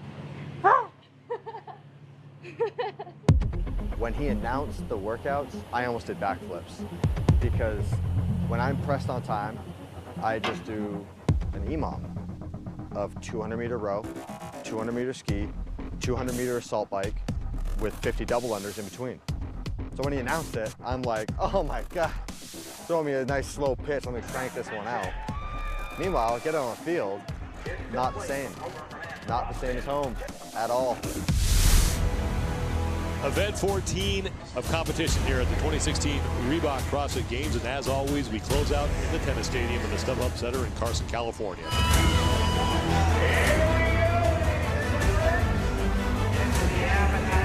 Matt Fraser will be right in the middle. He has a gigantic lead over Ben Smith, and then there are 2 Canadians who are fighting for 3rd place. That's Patrick Felder and Brent Fikowski. It's been like a ping pong match between 1 and 2, David's daughter and Toomey. Will she take it back after this event? Josh Bridges is the first man to the rower. He just seemed to get to the next movement just like 1 rep before I would. It was good to have him and then Ben Smith to my right. It seemed like we were all kind of holding the same pace. And it's Australia out front. Cara Webb and Tia Toomey, the first 2 women back to the jump rope. This is good for Tia Toomey. I'm shocking myself, like, this is awesome. And then it came to pulling. And now the crowd coming to its feet as both David's daughter and Sigmund's daughter have gotten to the ski erg at the same time. Tia Toomey is onto the sled pull, as is Cara Webb. Cara Webb accidentally stepped across the finish line. She is not done yet. She has to pull that sled, and she has to do it standing in that red box. There was confusion with her and the judge. Toomey needs to make up 11 points in order to overtake the top spot on the leaderboard. Josh Bridges gets to the sled first. Brent Fikowski's behind him, and I remember looking at the sleds, and Josh's was creeping, and Brent Fikowski was just taking these giant chunks. Look at him just crushing this. Toomey still ahead, but David's daughter threatening to pass her. Cara Webb is the leader. Brent Fikowski is destroying this sled, and Brent Fikowski destroys the time to beat. Wow. Another win for the impressive rookie. I expected it to be heavy, but I didn't think it was gonna like stop me in my tracks. This is not moving. Like, what is going on? Cara Webb has her sled across the finish line. She will win the event. Catherine David's daughter will finish 2nd, and she will take the lead into the final event. Now Tia Toomey is in trouble. I was a bit disappointed because I was like, man, I was killing that until that pull. Here comes Cole Sager across the finish line. Ben Smith will be done. Matt Fraser is pulling. Here comes his sled.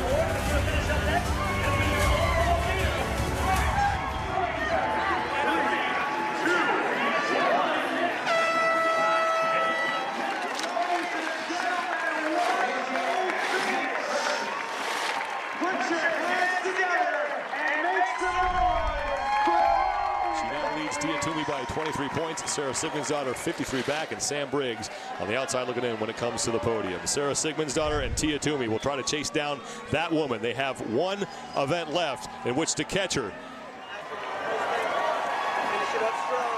Brent Fikowski quickly becoming a crowd favorite here. He's still in 4th place, but he's only 26 points behind Patrick Vellner for the 3rd and final spot on the podium. Ben Smith sits solidly in 2nd. Like, I'm not being negative, I'm just being realistic. Like, maybe a podium isn't in the cards, right? So it'd be silly for me to, I think, to chase that and then finish in, like, I don't know, 10th or whatever, when maybe 4th is where I belong. I'm not being negative. I completely believe I can be on the podium, but that's just how I see it, so that's how I see it.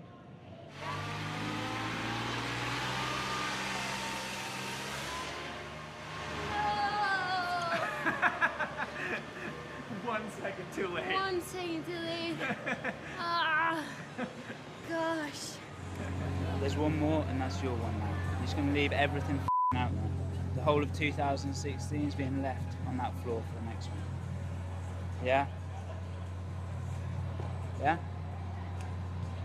My forearms are Let's go cool down properly and get ready for the next one. ice. Last year, when the pegboard showed up, she was unable to climb any pegboards. She didn't get one. And Katrin David's daughter has decided that she's not going to go after this thing again and rest up for the 2nd event. We practiced pegboards a lot this past year. We built up a lot of upper body pulling strength. Having said that, for as much as we worked it, we worked it a lot.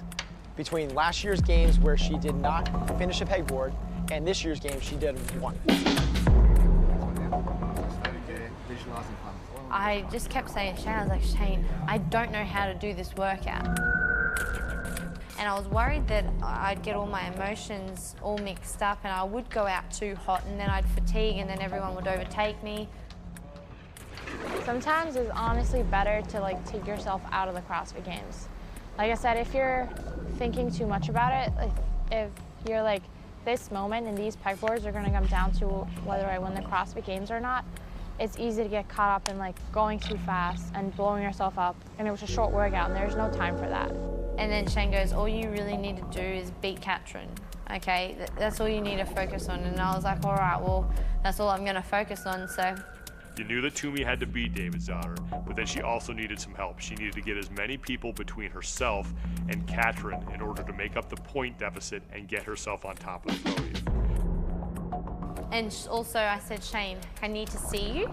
So we, like, you know, if there's a workout that I want a bit more support in, he'll position himself in the crowd where I can see him so that he can tell me what to do whenever I sit back and I'll be, okay, 3 seconds, I'm gonna go. Are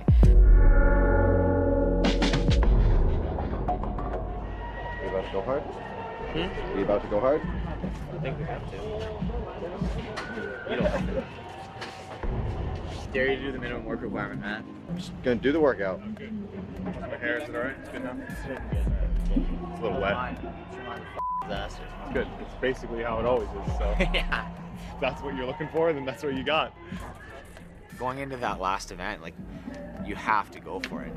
We were in a points battle for the podium, and I knew Brent was really good on the pegboard.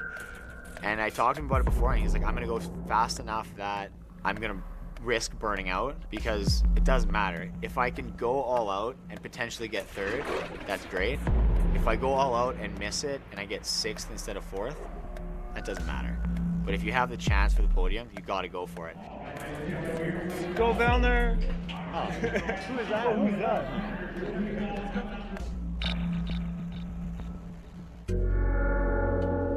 I'm really proud that, like, I had the confidence to say that, yeah, I really want to go to the Olympics and the CrossFit Games in the same year, and I managed to do that. I'm really trying hard not to put pressure on myself for the games. I think this year it's more about me just making sure I don't mentally break down. I think that has to do with a lot of confidence. Like, I need to have more confidence in myself. So if I could improve anything, it would be believing in myself a little bit more. Do you think you can win the game? I don't know.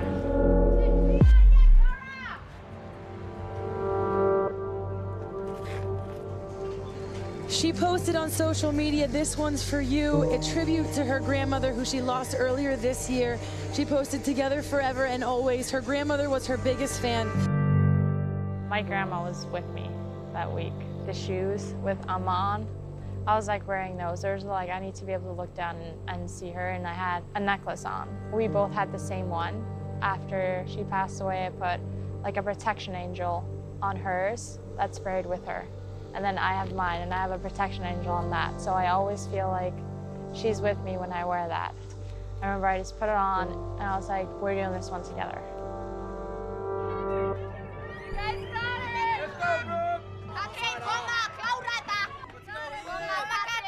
ready for this, Sarah? Come on! We first saw the pegboard in 2015. That was a monkey wrench that director of the games, Dave Castro, inserted directly into the anus of most of the game's athletes.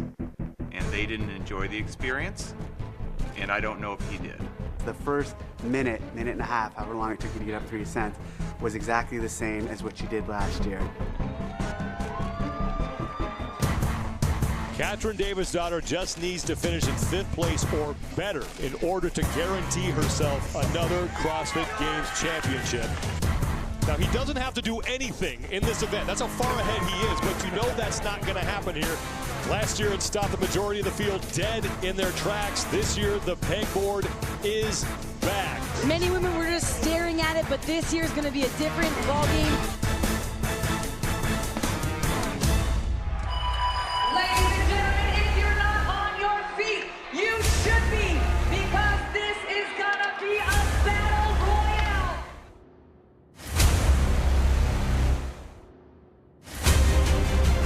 Final heat of the final event of what has been a 5-day full test of fitness. There is so much on the line right now. The amount that these guys have had to deal with and how they are responding all the way into this last test of this gigantic test of fitness is super impressive. I just kind of saunter up to my pegboard. I'm in no rush.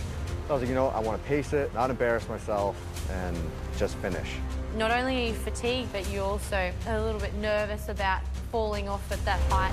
Look at how composed and relaxed Katrin Davidsdottir is.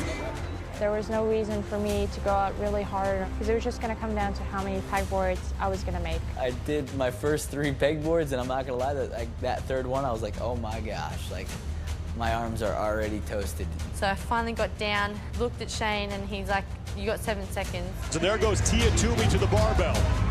Toomey and Pierce trading first place in this heat. Sarah Sigmundsdottir is on to the barbell. Ben Smith was ahead of me, and I saw him on a set of 21 thrusters.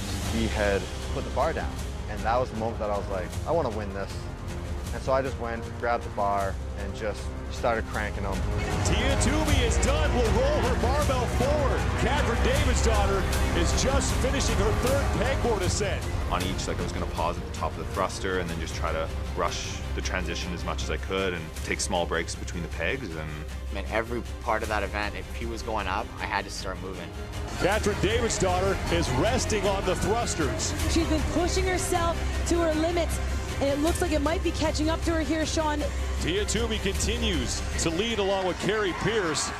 So if she takes a quick peek and has that thought process, I gotta keep up with her. She tries to go up a little bit too quick and doesn't take the rest she needs to. If she fails one of those pegboards, she's done. You can take a chance now. Like, this is the time when you have to take a chance.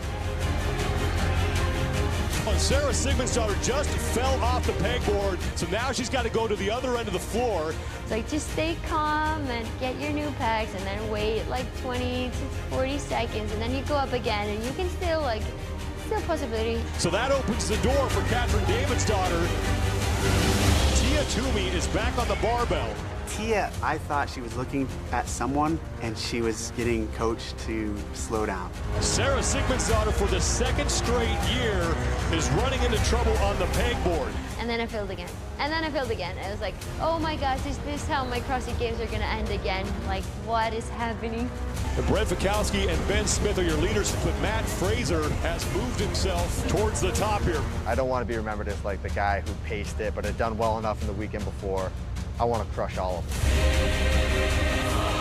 Matt Fraser back to the barbell to put the finishing touches on his championship performance. The dream is becoming reality. Second, no more. Matt Fraser is the fittest man on earth. Look at Katrin, the she just went methodically one hole at a time. Somewhere like halfway up, started falling. I was not letting go. Katrin utilized the center peg holes, which no one at the time was using.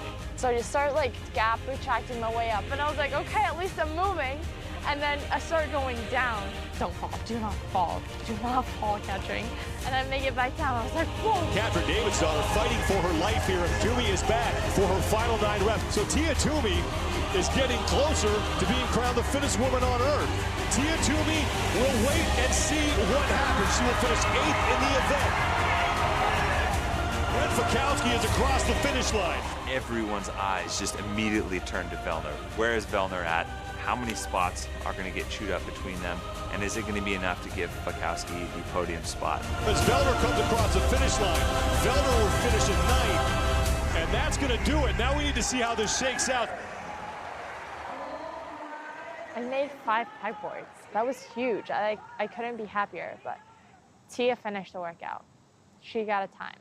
And I didn't know where I placed. I didn't know where she placed. I didn't know her point distribution. It felt like forever that they were going to announce it.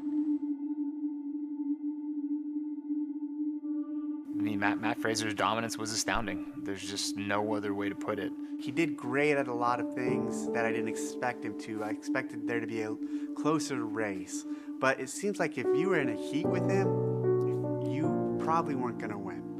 And the celebration can begin for Matt Fraser. With the dominant performance, you already know who your 2016 CrossFit Games champion is, Matt Fraser! Everyone sees that little glimpse. That's 5 days. They don't see me in the basement doing rowing intervals by myself. They don't see me squatting by myself. They don't see that work getting put in. Just thinking about all those nights at the track where I have to like pull out my flashlight on my phone to get back to my car. I feel like this year's finish reflected what people didn't see. All that time training, doing stuff that I didn't want to do. That's what stepping on that podium meant to me, was it paid off. And this is just where all you can do is wait, and it feels like an eternity. Gotta get those scores tabulated. But the question is, did Toomey do enough to jump over Katrin Davidsdottir? And these are just some nerve-wracking couple of minutes for these women. When just before I left, someone said to me, if you beat Katrin in this last workout, you will win. And so I was like, oh my God, I beat her.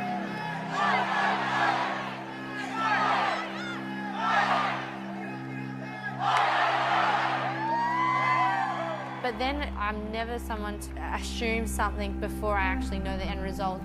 They took so long. It was the longest 10 minutes of my life.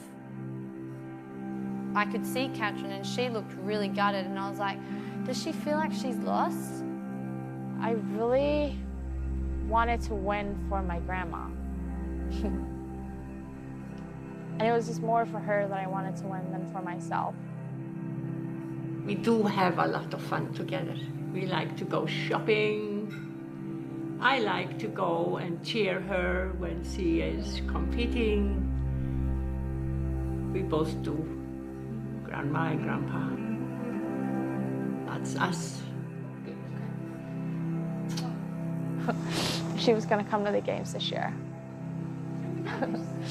And I mean, she did. She just, maybe not in the stands like she normally was. So she got to be out on the floor with me this time. All I want to do is make her proud. And I looked up at Shane and I seen him again and he goes like this. Then I started bawling out crying.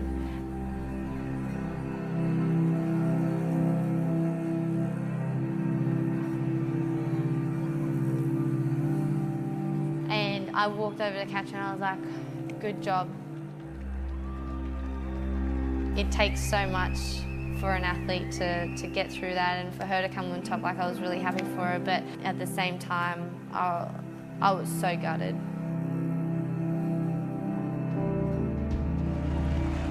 Ladies and gentlemen, your 2016 Reebok CrossFit Games champion is, once again, Katrin Davidsdottir!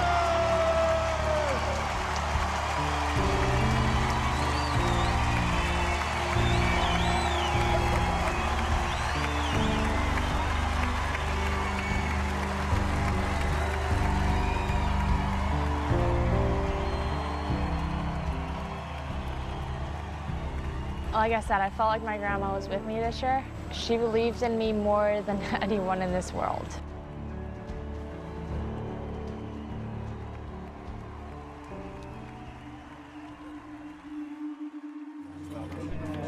Thank you. Nice work, mate. That was awesome. Well done, mate.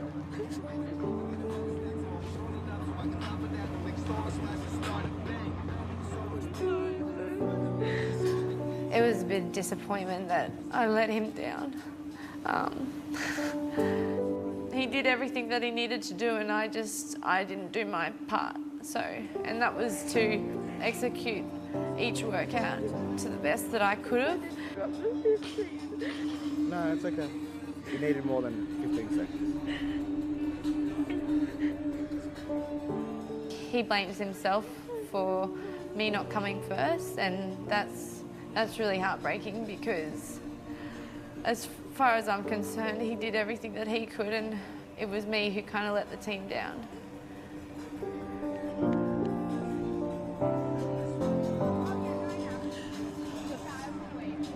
Wow.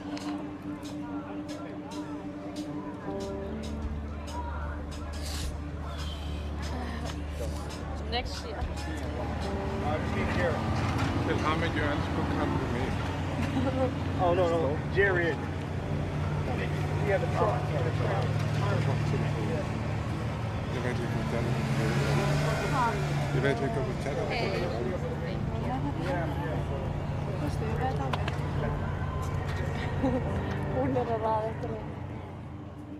Results at the CrossFit Games often come down to just a couple seconds or even less than a second.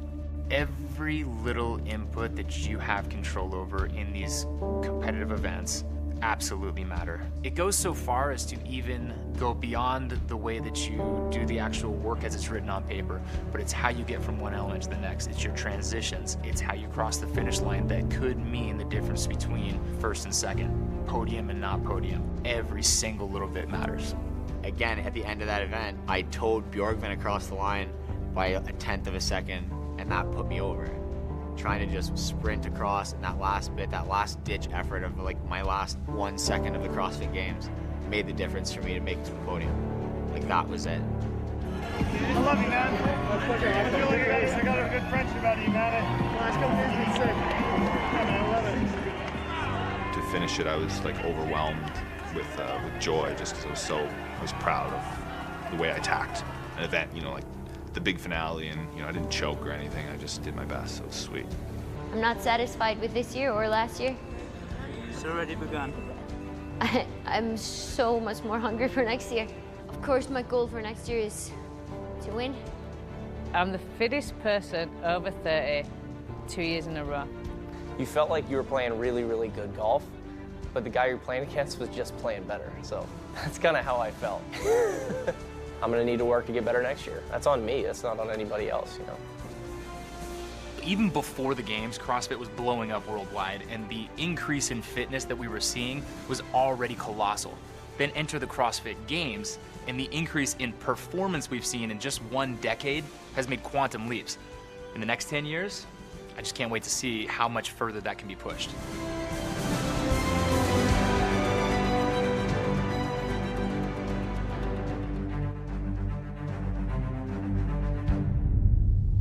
I've got a taste of it. I want more. I mean, if 1 is good, 2's gotta be awesome, right? Duh.